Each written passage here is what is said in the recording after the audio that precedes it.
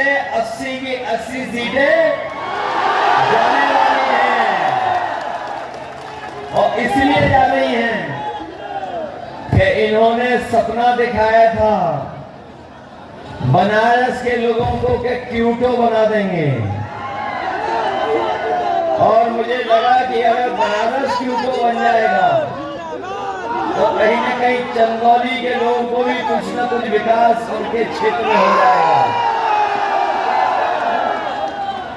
न क्यूटो बना, न चंदौली का विकास हुआ, और पिछले 10 साल में कुछ भी नहीं। इन भारतीय जनता पार्टी के लोगों की हर बात झूठी निकली और इनके वादे झूठे निकले।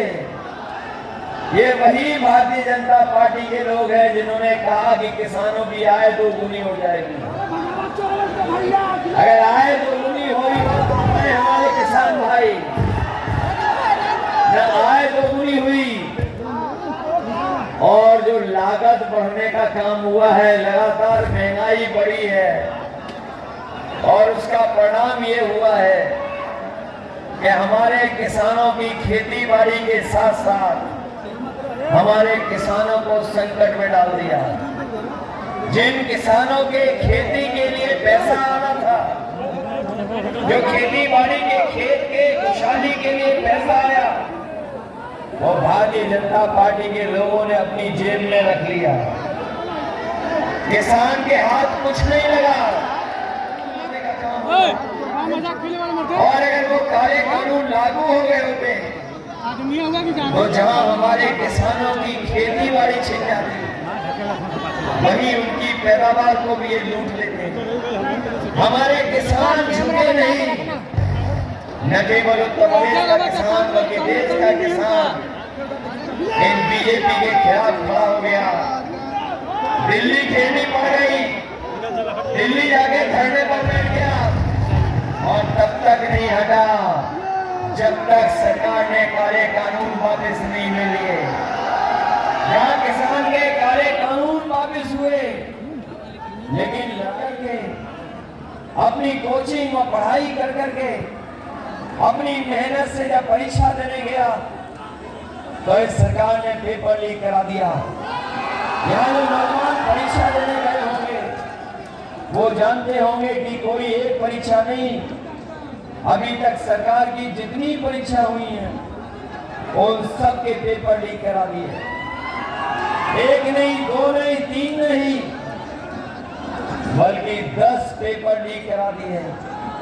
ये वही सरकार है जो गरीबों को डराने के लिए अपना बुलडोजर हमेशा तैयार रखते हैं, लेकिन ये जो पेपर लीक हुए उसके लिए कोई बुलडोजर तैयार नहीं था। मैं अपने नौजवानों से कहना चाहता हूं, केवल इन्होंने नौकरी नहीं छीनी है आपके 10 साल छीने हैं, और जो नौजवान घर जाकर के बैठ करके सोचेगा वो जानेगा 1/3 जीवन इन्होंने छीनने का काम किया, बर्बाद करने का काम किया। यहाँ नौकरी रोजगार नहीं दिया। वहीं हमें याद है चंदौली के लोगों का, यहाँ का नौजवान फौज की तैयारी के लिए मेहनत करता है, भागता है, दौड़ता है और अपना सब कुछ लगा देता है जिससे कि फौज में भर्ती हो जाए।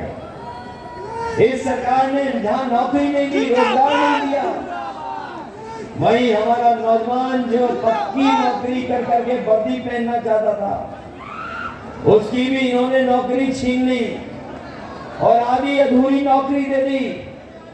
ये अग्निवीर वाली जो आधी अधूरी नौकरी है, ये ऐसी नौकरी है अगर हमारा नौजवान शहीद भी हो जाएगा तो उसको सम्मान नहीं मिलेगा। अगर वो नौकरी करके वापस आएगा तो उसको सुविधाएं भी नहीं मिलेंगी जो सुविधाएं मिलती थी। इसलिए अपने नौजवानों को हम भरोसा दिला के जा रहे हैं कि ये आधी अधूरी नौकरी जो अग्निवीर की है, हम समाजवादी लोग, इंडिया गठबंधन के लोग कभी स्वीकार नहीं कर सकते हैं। जब भी सरकार बनेगी 4 जून के बाद इस अग्निवीर व्यवस्था को हमेशा हमेशा के लिए खत्म कर देंगे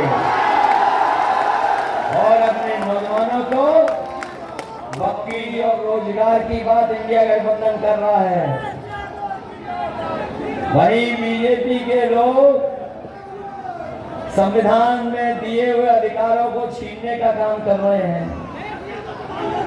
सुनने में आ रहा है कि अब बीजेपी के लोग घबरा करके कह रहे हैं कि हम आरक्षण को खत्म नहीं होने देंगे, हम आरक्षण को खत्म नहीं होने देंगे, संविधान को नहीं खत्म होने देंगे।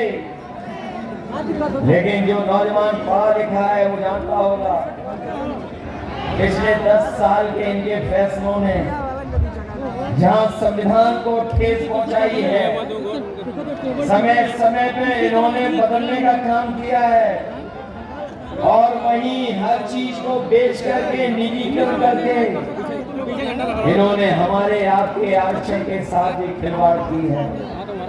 केवल सरकारी नौकरियों की तो की खिलवाड़ है, बल्कि जिन संस्थाओं में हमें आपको नौकरी मिल जाती है उन संस्थाओं को भी खत्म कर दिया। ये 69,000 वाले जानते होंगे, पिछले जाने कितने सालों से लड़ाई लड़ रहे हैं, लड़ने के लिए न जाने कहां हमारे आंगनबाड़ी को खड़े जा रहे हैं। इंडिया गठबंधन ने अपने घोषणा पत्र में लिख दिया है 400 पार का नारा दे रहे थे। जब से पूर्वांचल में चुनाव आया है वो 400 पार का नारा भूल गए हैं, और वो 400 पार का नारा इसलिए भूल गए हैं क्योंकि उन्हें गणित समझ में आ गया है कि जिस तरीके से 60 लाख बच्चों को इन्होंने परीक्षा के पेपर लीक करा करके घर बैठा दिया है, न केवल वो नाराज हैं बल्कि उनके माँ बाप भी नाराज हैं। और अगर उनका ऐसे परिवार है जिनको नौकरी की वजह से घर बैठना पड़ गया, तो 3 का गुणा अगर हम 60 लाख से कर दें तो 1 करोड़ 80 लाख बनता है, और यही 1 करोड़ 80 लाख अगर हम भाग दे दें 80 लोकसभाओं से, तो बताओ हर लोकसभा से 2,25,000 वोट कम हो गया कि नहीं हो गया? अगर एक लोकसभा में केवल पेपर लीक से 2,25,000 वोटों का नुकसान हो गया तो बताओ उसकी भरपाई कैसे करेगी? अगर कोई रास्ता हो तो बता दो। और जो लोग 400 पार के नारे को ठीक से समझे होंगे, ये 400 सीटें नहीं जीतना चाहते थे, ये 400 के बाद जितनी सीटें उतना जीतना चाहते थे। अगर 543 में बीजेपी का अगर नारा हम सही मान लें कि 400 पार जीतेंगे, तो बताओ 543 में 400 पार कितनी सीटें हैं? 143। लेकिन जो देश का माहौल है वो ये बता रहा है कि ये 140 करोड़ की जनता इनको 140 सीटों के लिए भी तरसा देगी।